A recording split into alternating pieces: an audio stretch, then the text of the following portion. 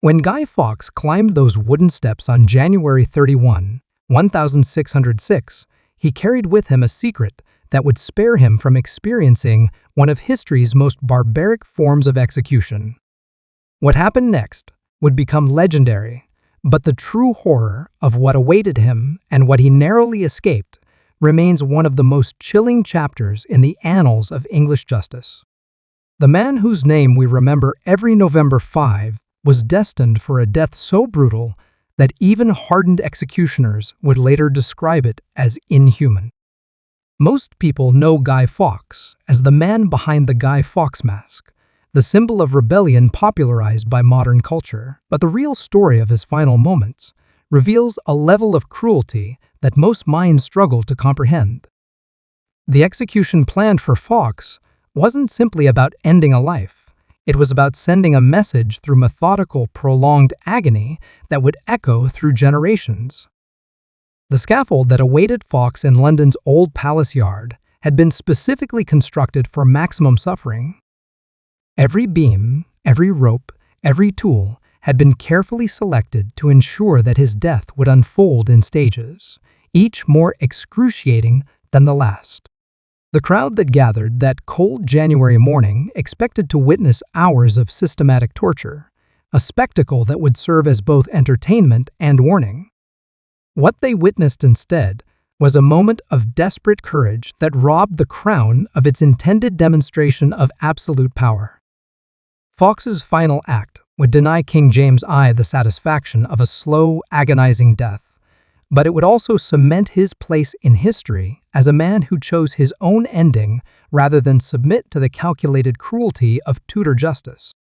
The true horror of Guy Fawkes's intended execution goes far beyond what most history books dare to describe. The method, prescribed by law for treason, wasn't simply brutal. It was designed by minds that had studied human anatomy and psychology to inflict maximum suffering while keeping the victim conscious for as long as possible. To understand the full scope of what Fawkes faced, we must journey back to a time when public execution was considered both justice and entertainment, where the line between law and torture had been deliberately erased, and where the crown's authority was maintained through displays of unimaginable cruelty. The England of 1605 was a powder keg of religious tension, where Catholics lived under constant suspicion and Protestant rule demanded absolute loyalty. King James I had ascended to the throne just 2 years earlier, inheriting a kingdom where religious identity determined not just social standing, but survival itself. The Gunpowder Plot emerged from this atmosphere of oppression, conceived by desperate men who saw violence as their only path to religious freedom. Guy Fawkes, a Catholic convert from Yorkshire, had already proven his commitment to the cause by fighting for Catholic Spain in the Netherlands. His military experience made him invaluable to the conspirators, but it also sealed his fate when the plot unraveled. Robert Catesby, the plot's mastermind, had recruited Fawkes specifically for his knowledge of explosives and his willingness to die for the cause. The plan was audacious in its scope: 36 barrels of gunpowder, enough to reduce the House of Lords to rubble and kill King James I, his family, and virtually the entire Protestant nobility in a single devastating blast. The explosion would have been heard across London, signaling the beginning of a Catholic uprising that the conspirators believed would restore England to papal authority. But the plot's discovery on November 5, 1605, transformed what might have been a successful revolution into a nightmare of interrogation and torture. Fawkes was found in the cellar beneath Parliament, surrounded by enough explosives to level several city blocks. His capture set in motion a machinery of justice that had been refined over centuries to break both body and spirit.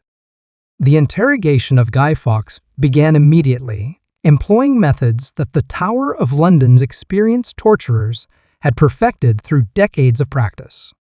The rack, the scavenger's daughter, and manacles were employed systematically, each session designed to extract not just confessions, but the names of co-conspirators and the full extent of the Catholic network. King James I personally authorized the use of the gentler tortures first, a phrase that reveals the calculated nature of Tudor interrogation. The progression from lighter to more severe torture was deliberate, designed to break prisoners gradually while keeping them conscious and coherent enough to provide useful information. For days, Fawkes endured this systematic destruction of his body. His signature on confessions grew progressively more shaky as his hands were mangled by repeated sessions on the rack. The physical evidence of his torture, preserved in documents at the National Archives, tells a story of methodical brutality that continued right up until his execution date. The sentence of hanging, drawing, and quartering represented the pinnacle of judicial cruelty in English law, reserved exclusively for the crime of high treason. This wasn't simply an execution, it was a carefully choreographed ritual of destruction that could take hours to complete, designed to demonstrate the Crown's absolute power over life, death, and human dignity. The process began with the victim being dragged through the streets on a hurdle, a wooden frame that ensured maximum humiliation while preventing the condemned from walking to their death with any semblance of dignity. The rough cobblestones would tear at clothing and skin, while jeering crowds pelted the traitor with filth and stones, beginning the public degradation that would culminate at the scaffold. Upon reaching the execution site, the victim would be partially hanged, suspended by the neck just long enough to begin suffocating, but not long enough to lose consciousness or die. The executioner's skill lay in calculating the precise moment to cut the rope, ensuring the victim remained awake and aware for the horrors that followed. The drawing phase involved the systematic removal of the victim's clothes, followed by the opening of the abdomen while the heart still beat. The executioner would reach inside the body cavity and remove the intestines, often burning them before the victim's eyes. Contemporary accounts describe victims who remained conscious throughout this process, their screams echoing across the crowd as their own bodies were methodically dismantled. The quartering that followed was equally calculated in its cruelty. 4 horses would be attached to the victim's limbs, but the actual dismemberment was usually accomplished with axes and knives, as human joints proved remarkably resistant to being torn apart. The executioner would hack through bone and sinew while the victim's heart continued to beat, ensuring consciousness was maintained for as long as anatomically possible. The final indignity involved the public display of the severed head and body parts, typically impaled on spikes and displayed at strategic locations throughout London. London Bridge became a grotesque gallery of decomposing heads, a constant reminder to all who passed of the consequences of opposing the crown. This method of execution had been refined over centuries, with each element designed to maximize both physical agony and psychological terror. The crowds who gathered to witness these spectacles weren't merely seeking entertainment, they were participating in a ritual affirmation of royal authority, where the destruction of the human body served as a metaphor for the absolute power of the state. The Tower of London in 1605 was more than a fortress. It was a sophisticated facility for extracting confessions, breaking human will, and preparing prisoners for public execution. The torture chambers housed within its walls contained instruments of suffering that had been refined through centuries of use, each designed to inflict specific types of pain while keeping victims conscious and coherent. The rack, perhaps the most infamous of these devices, was a deceptively simple machine that could dislocate every joint in a human body through gradual stretching. Victims were strapped to the wooden frame by their wrists and ankles, then slowly pulled apart by a system of pulleys and levers. The process began with mild discomfort, progressing through increasingly severe pain as ligaments stretched, joints separated, and eventually bones began to break under the strain. Guy Fawkes endured multiple sessions on the rack, each carefully calibrated to extract maximum information while keeping him alive for his eventual public execution.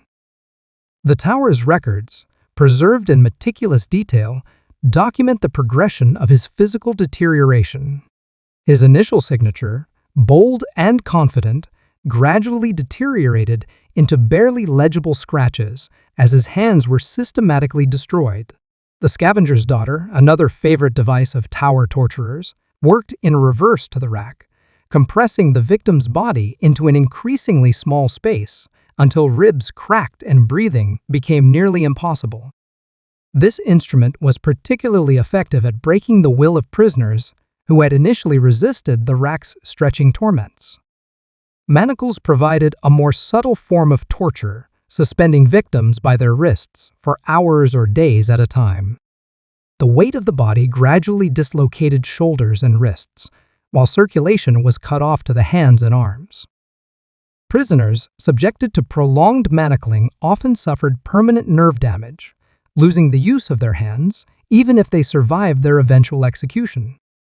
The tower's torturers were skilled professionals who understood human anatomy with surgical precision. They knew exactly how much pressure to apply, how long to maintain tension, and when to allow brief respites to prevent unconsciousness. Their goal wasn't simply to inflict pain, it was to break the human spirit while maintaining enough physical integrity to ensure the victim could still provide useful information. Between torture sessions, prisoners were returned to cells designed to prevent recovery. The cramped, unheated spaces, combined with minimal food and water, ensured that each day brought fresh weakness and despair. The psychological impact of knowing that each sunrise might bring another session of methodical destruction was often more effective than the physical torture itself. The morning of January 31, 1606, dawned gray and bitter cold, with frost covering the cobblestones of London streets. Guy Fawkes awoke in his tower cell, knowing that this day would end with his death. But the manner of that death remained a source of dread that had haunted his sleepless nights since his sentencing. The sounds of construction had been audible for days as carpenters erected the scaffold that would serve as the stage for his prolonged agony. The procession from the tower to Old Palace Yard was designed as a final act of public humiliation. Fawkes, along with his fellow conspirators Thomas Wintour, Ambrose Rookwood, and Robert Keyes, were dragged through the streets on hurdles, their bodies already weakened by months of torture and imprisonment. The crowds that lined the route were in a festive mood, treating the occasion as a combination of justice and entertainment. Old Palace Yard had been transformed into an amphitheater of death, with the scaffold positioned to provide optimal viewing for the thousands of spectators who had gathered to witness the execution. The structure itself was a masterpiece of calculated cruelty, built higher than usual to ensure that every person in the crowd could clearly see the suffering that would unfold over the coming hours. The executioner, a man whose identity was carefully concealed behind a black hood, had prepared his tools with professional precision. The noose was positioned at exactly the right height to ensure partial strangulation without immediate death. The knives were sharpened to surgical keenness, designed to cut through human flesh with minimal resistance. The fire for burning the intestines had been carefully tended to ensure the right temperature for maximum smoke and flame. ASA, the first of the conspirators, was prepared for execution. The crowd fell into an expectant silence. The ritual of hanging, drawing, and quartering had become so familiar to London audiences that they knew exactly what to expect. The partial hanging, the cutting down while still alive, the opening of the abdomen, the removal and burning of the intestines, and finally the quartering of the still living body. Guy Fawkes watched as his companions endured their prescribed deaths, each execution following the same horrific pattern. Thomas Wintour was the first to die, his screams echoing across the yard as the executioner methodically dismantled his body. Ambrose Rookwood followed, then Robert Keyes, each death serving as a preview of what awaited Fawkes as the final victim. The crowd's attention was now focused entirely on Guy Fawkes as he was led to the scaffold. His legs, weakened by months of torture, barely supported his weight as he climbed the wooden steps. The executioner began his final preparations, adjusting the noose and positioning the victim for optimal effect. But what happened next would transform a routine execution into a moment of legendary defiance. As Guy Fawkes stood at the edge of the scaffold, the full horror of his intended fate stretched before him like a roadmap of agony. He had witnessed the systematic destruction of his three companions, had heard their screams, and smelled the smoke from their burning intestines. The knowledge that he was destined for the same methodical dismemberment, while conscious, created a moment of crystal-clear desperation that would define his place in history. The executioner's routine was well established and familiar. The noose would be placed around Fawkes' neck, positioned carefully to ensure partial strangulation without loss of consciousness. He would be allowed to hang just long enough to begin suffocating, his face turning purple as oxygen was cut off, but not long enough to grant him the mercy of death or unconsciousness. In that moment of final preparation, with the crowd silent in anticipation and the executioner reaching for the noose, Guy Fawkes made a decision that would echo through centuries.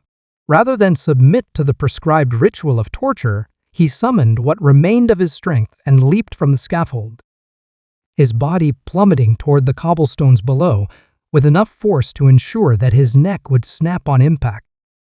The crowd's gasp of surprise quickly turned to murmurs of disappointment as they realized they had been robbed of their expected entertainment. The executioner, trained in the precise choreography of judicial torture, found himself facing an unprecedented situation. His victim lay motionless on the ground, neck twisted at an unnatural angle, already dead from the impact of his fall. Fawkes' desperate leap had accomplished what months of torture could not. It had wrested control of his death away from the crown and its representatives. In choosing to die by his own action, rather than submit to the prescribed ritual, he had achieved a form of victory that transcended his physical destruction. The man who had failed to blow up Parliament had succeeded in denying King James the satisfaction of a slow, agonizing death. The executioner, however, was not to be completely denied his work. Even though Fawkes was clearly dead, the sentence of hanging, drawing, and quartering had been prescribed by law, and the law would be satisfied.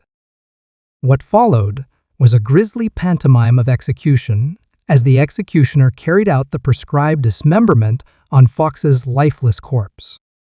The crowd watched in fascination as the executioner opened Fawkes' abdomen and removed his intestines, burning them according to the prescribed ritual. The quartering proceeded as planned, with axes and knives separating the limbs from the torso, but the essential element of the execution, the victim's conscious suffering, had been denied by Fawkes' final act of defiance.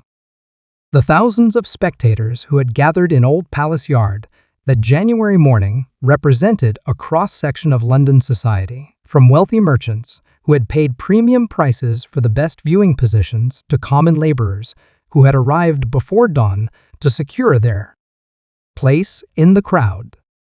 Their reaction to Fawkes' unexpected leap revealed the complex relationship between justice, entertainment, and public spectacle in early 17th century England. Contemporary accounts describe an initial moment of stunned silence as the crowd processed what they had witnessed. The anticipated hours of systematic torture had been reduced to a single, decisive moment.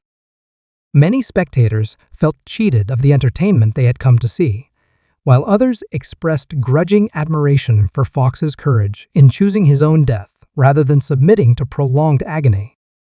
Pamphlets published in the days following the execution capture the mixed emotions of those who witnessed the event.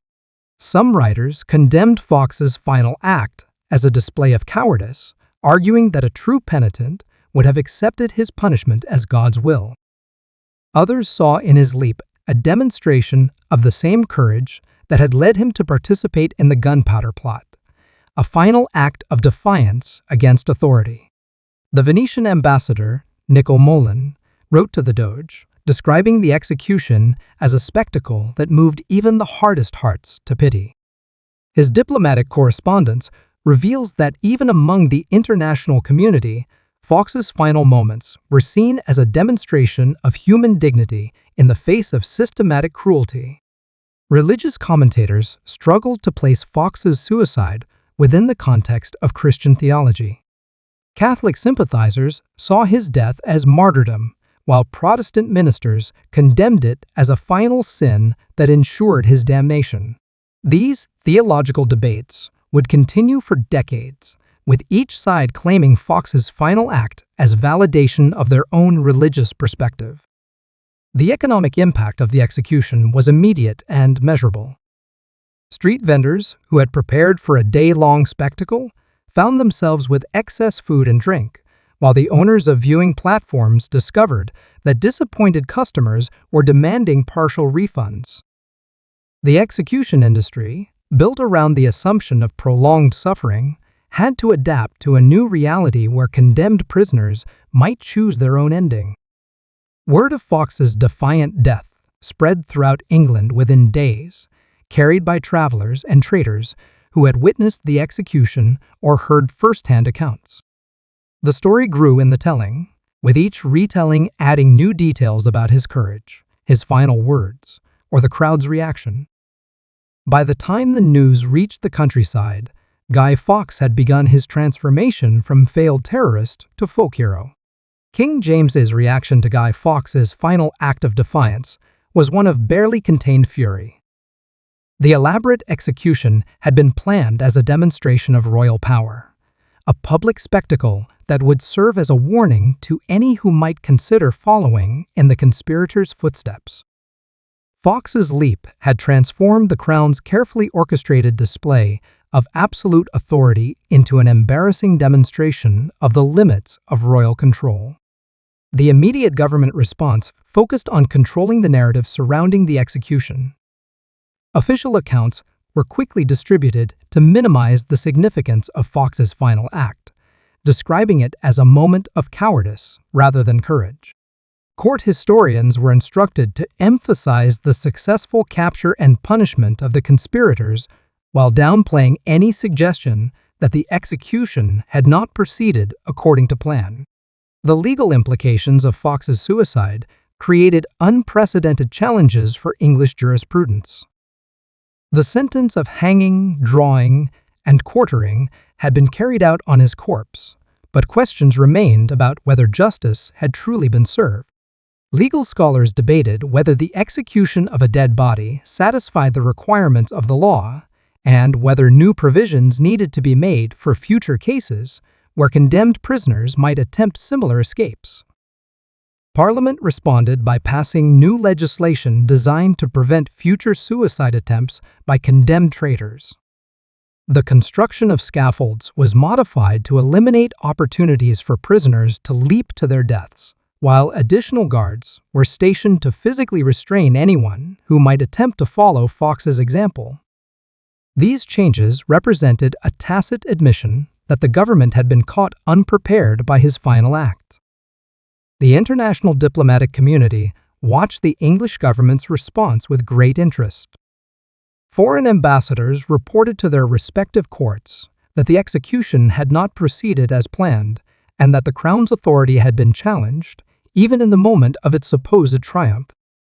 These reports contributed to a growing perception that English justice, while brutal, was not infallible.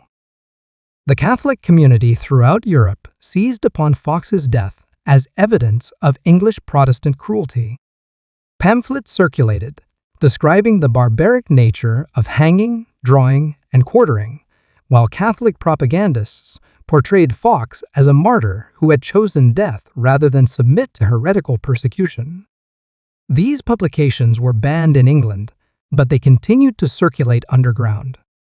The Protestant establishment countered with their own propaganda campaign, emphasizing the justness of the conspirators' punishment and the mercy shown by allowing them to be executed rather than tortured indefinitely. These official accounts carefully avoided detailed descriptions of the intended execution method, focusing instead on the criminal's confessions and expressions of penitence. The annual commemoration of Guy Fawkes Night began almost immediately after the failed Gunpowder Plot, but the celebration evolved significantly over the centuries as public attitudes toward the man and his methods changed. What started as a straightforward celebration of the Crown's victory over Catholic terrorism gradually transformed into something more complex and ambiguous. The earliest Guy Fawkes Night celebrations were exercises in Protestant triumphalism, with elaborate bonfires representing the fires of hell that awaited Catholic traitors. Effigies of Guy Fawkes were burned with great ceremony, while crowds chanted prayers of thanksgiving for the deliverance of King James I and Parliament. These celebrations were as much about reinforcing religious and political orthodoxy as they were about commemorating a historical event. The practice of creating Guy Fawkes effigies became increasingly elaborate over time, with communities competing to create the most realistic or most symbolically powerful representation of the failed conspirator. Children would spend weeks crafting their guys from old clothes, stuffed with straw, newspaper, or other materials, then parade them through the streets before consigning them to the flames. The religious significance of Guy Fawkes Night began to fade during the 18th century as English society became more secular and religiously tolerant. The celebration gradually shifted from a specifically anti-Catholic ritual to a more general patriotic observance, emphasizing English resistance to foreign influence rather than Protestant resistance to Catholic conspiracy.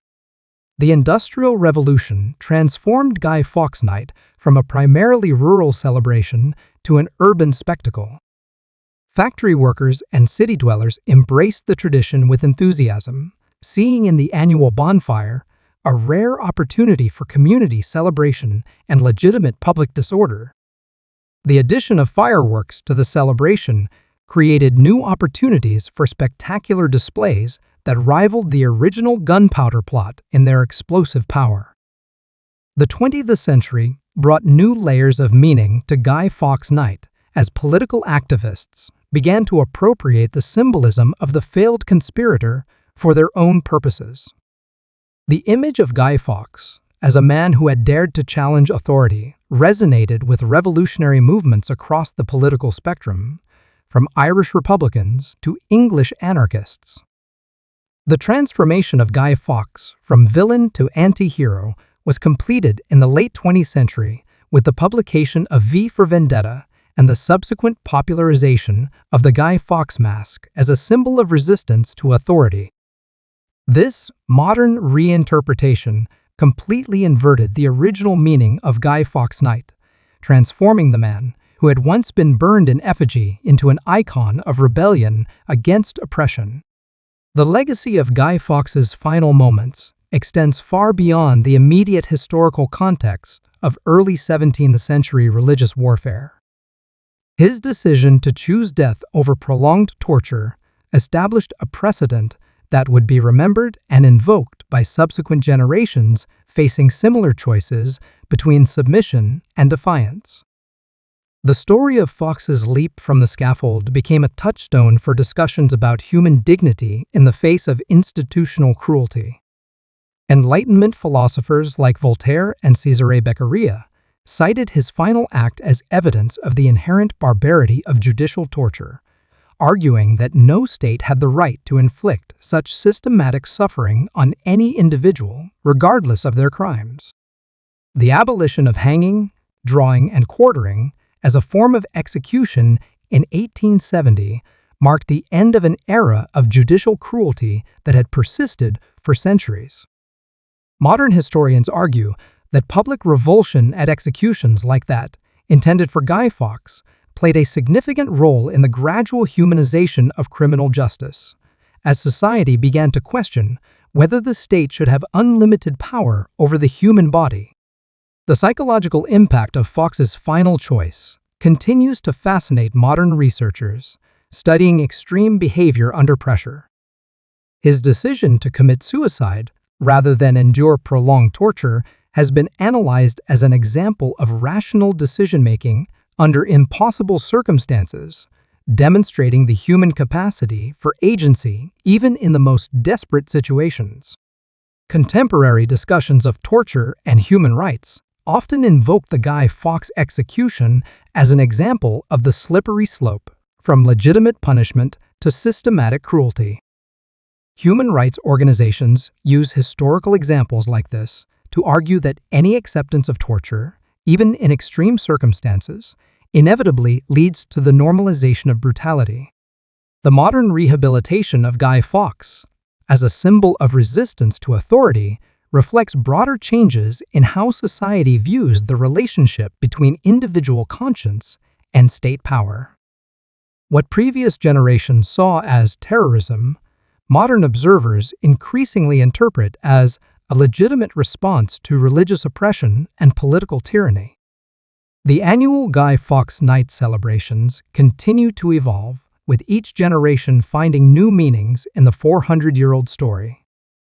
Environmental activists use the occasion to protest against pollution, while political dissidents of all stripes invoke Fawkes' name to justify their own resistance to authority. This continued relevance suggests that the themes raised by his life and death, religious freedom, political resistance, and the limits of state power, remain as relevant today as they were in 1605. The story of Guy Fawkes' execution forces us to confront uncomfortable questions about the nature of justice, the limits of state power, and the resilience of human dignity in the face of systematic cruelty. His final leap from the scaffold represents more than just a desperate escape from physical pain. It stands as a testament to the human capacity for agency, even in the most constrained circumstances. The horror of what awaited Fawkes beneath that scaffold, the methodical dismantling of a living human body, while consciousness was maintained, reveals the depths to which civilized society can sink when vengeance is disguised as justice. The fact that such executions were considered not just legal, but necessary for the maintenance of social order, demonstrates how easily brutality can be normalized when it serves the interests of those in power. Yet Fawkes' final act of defiance suggests that human dignity is not easily extinguished, even by the most systematic attempts at dehumanization. His choice to die on his own terms, rather than submit to the prescribed ritual of torture, represents a victory of the human spirit over institutional cruelty. A reminder that even in our darkest moments, we retain the power to choose our response to oppressions. The evolution of Guy Fawkes, from terrorist to folk hero, reflects our own evolving understanding of the relationship between individual conscience and state authority. Each generation has found in his story a reflection of their own struggles with power, resistance, and the price of standing up for deeply held beliefs.